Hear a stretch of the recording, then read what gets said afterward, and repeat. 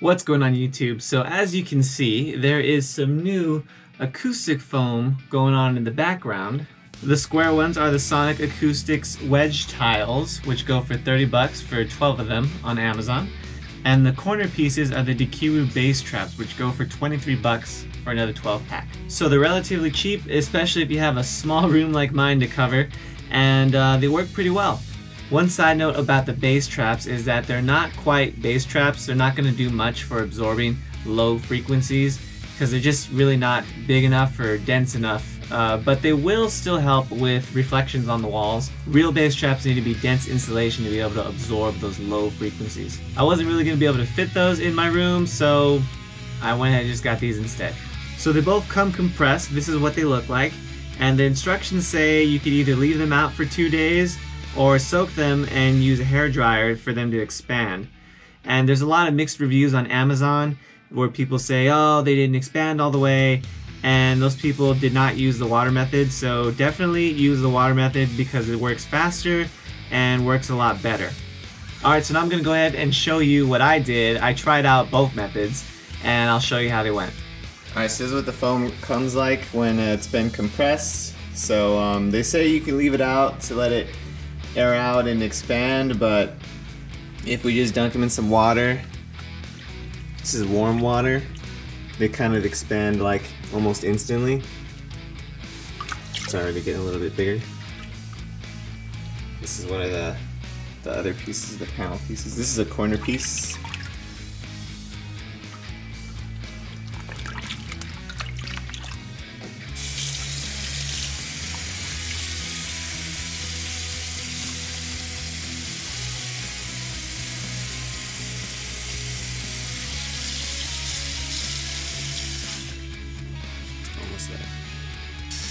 We're just being gentle not to tear them as we wring them out.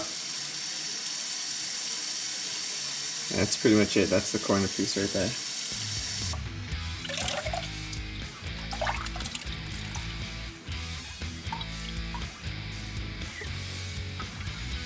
And voila. This is basically fully expanded now. Okay, so this is the foam after a full 24 hours. It's definitely not fully expanded, but it's getting there. Some of them are like, you can see like not all the edges are expanded. This one's got a little wrinkle there. So the directions say a full 48 hours. Some of these look pretty good. All right, so the foam looks a lot better. It's now been 48 hours, but still not completely expanded. Some of these that feel like they're thick enough, there's just like these little edges that are still wrinkled and compressed. Like this one's like all good except for that side. So we're probably gonna go ahead and just soak these anyways, just to make sure that they're all fully expanded. These corner pieces look a lot better. These ones were just sitting in the air, but some of them are still, you can see like not all the way. Alright, there they are, all soaked and expanded. These ones too. Wetting them fixed all the little creases and wrinkles, so they all look perfect shape now. So yeah, the directions say to put it in the dryer for about 20 minutes on medium heat, 20 to 30 minutes. So that's what I'm doing. I threw in also a couple of towels to help absorb some of the extra moisture. Alright, so this definitely took a long time to dry. I ran them in the dryer for several cycles, and even now they're still not completely dry, but I'm starting to hang them up. So these corner pieces are super light, super small, so I'm just using one poster-sized command strip in the corner to hold them up to the wall. Seems to be good enough. Got one there. I'm starting to put some here.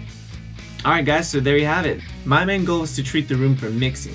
So I've got these studio monitors right here that basically point at that line going across the diamonds.